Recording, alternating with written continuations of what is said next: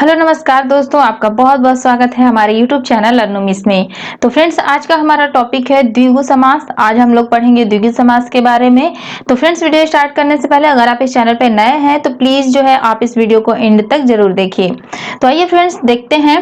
आज का हमारा टॉपिक है द्विगु समास।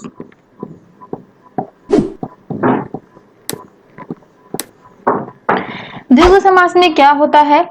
तो फ्रेंड्स, द्विगु मतलब होता है, जैसे कि आप ऐसे याद कर रहे हैं कि द्विगु मतलब कि दो, यानी कि दो एक संख्या है। तो द्विगु समास में हमारा संख्या होता है, संख्या से रिलेटेड हमारा द्विगु समास है। कैसे है, इसमें क्या क्या विशेषताएं हैं वो देख लेते हैं। तो द्विगु समास में हमारा समूह का बोध होता है, यानी कि जो भी हमारे शब्द दिए गए रहे होंगे वो शब्द हमारे समूह का बोध कराएंगे। या फिर जो है हमारा संख्या का बोध होगा, यानी कि जहां पर भी आपका जिस शब्द में हमारा संख्या का बोध हो वो शब्द हमारा जो है द्विगु समास होगा। इसमें हमारा क्या होता है कि पहला जो हमारा पद होता है, पहला पद ये संख्यावाची होता है, संख्यावाची होता है। और जो हमारा द्वितीय पद यानी कि उत्तर पद होता है, इसमें द्वितीय पद ये संज्ञा होता है, यानी कि पहला पद हमारा संख्या का बोध कराएगा, संख्यावाचक शब्द रहेगा। और जो हमारा द्वितीय पद जो उत्तर पद होगा वो हमारा एक संज्ञा रहेगा। ये है हमारे द्विगु समास की विशेषता। और एक विशेषता आप जानते ही हैं कि ये हमारा तत्पुरुष समास का भाग है। जैसा कि कर्मधारय समास और द्विगु समास, ये दोनों ही समास हमारे तत्पुरुष समास के भाग हैं। तो द्विगु समास में हमारा लास्ट पॉइंट जो आता है वो ये है कि इसमें उत्तर पद प्रधान होता है, उत्तर पद प्रधान होता है। तो ये तो रही इसकी विशेषता द्विगु समास की।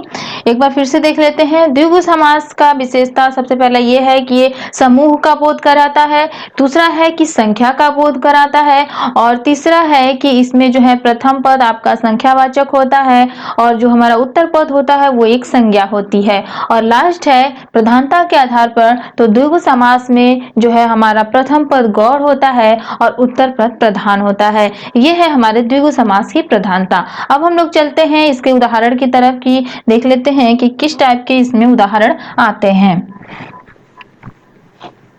तो यहाँ पर फ्रेंड्स आप देख सकते हैं कि कुछ उदाहरण है, जैसे कि आपका तिराहा, नवरत्न, चतुर्भुज, त्रिभुज, शताब्दी। ये यहाँ पर कुछ उदाहरण हमने लिखे हैं। अब किस तरीके से इसमें द्विगु समास है, इसका विग्रह क्या होगा वो हम लोग देख लेते हैं। तो सबसे पहला जो हमारा उदाहरण है वो है तिराहा। तिराहा का समास विग्रह करेंगे तो क्या होगा?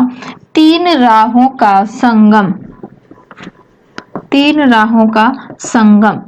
संगम मतलब होता है मिलना, यानी कि जहां पर तीन रास्ते मिलते हो उसे हम तिराहा कहते हैं, यानी कि तीन रास्तों के मिलन को ही तिराहा कहा जाता है। तो यहाँ पर आप देख रहे हैं कि जो हमारा तीन शब्द है ये किसका बोध करा रहा है? तो ये जो है हमारा संख्या का बोध करा रहा है। ये एक संख्यावाचक शब्द है तीन। और यहाँ पर ये जो समूह का भी बोध करा रहा है, यानी कि तीन है तो तीन एक समूह हो गया, एक नहीं है तीन है।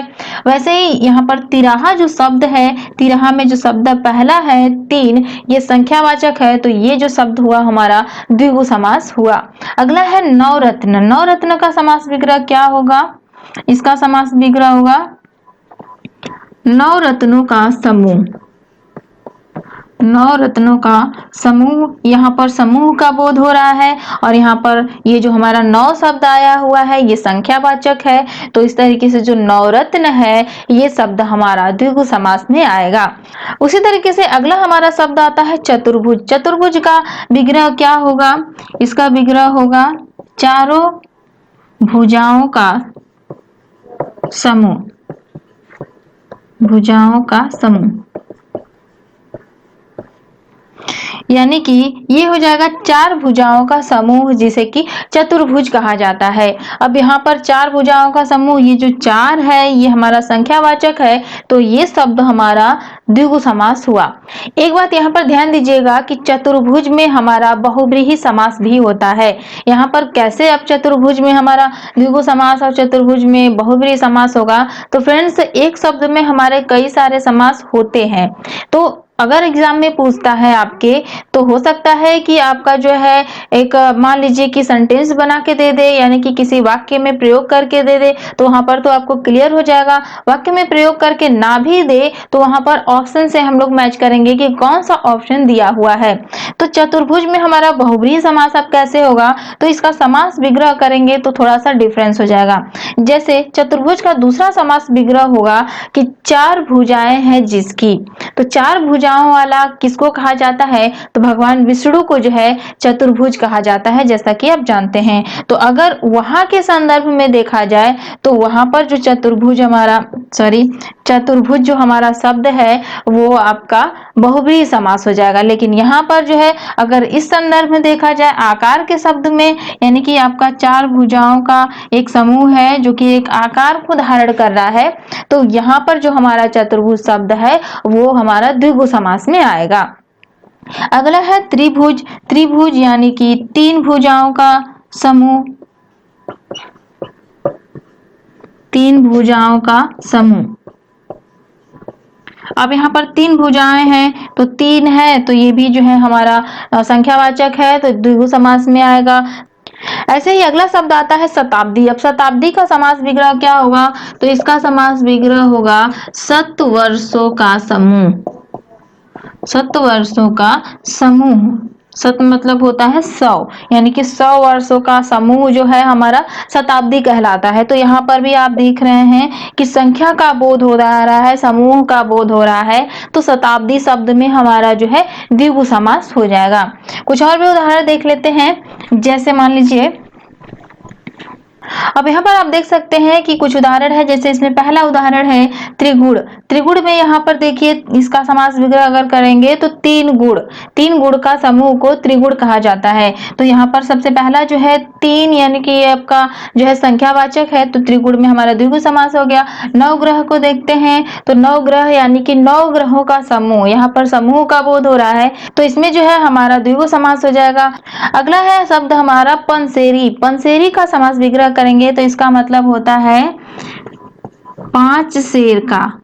5 शेर का, पंसेरी को हम लोग 5 शेर का कहते हैं। तो यहाँ पर देखिए 5 आया हुआ है जो कि एक संख्या का बोध हो रहा है, तो इसमें भी हमारा द्विगु समास हुआ।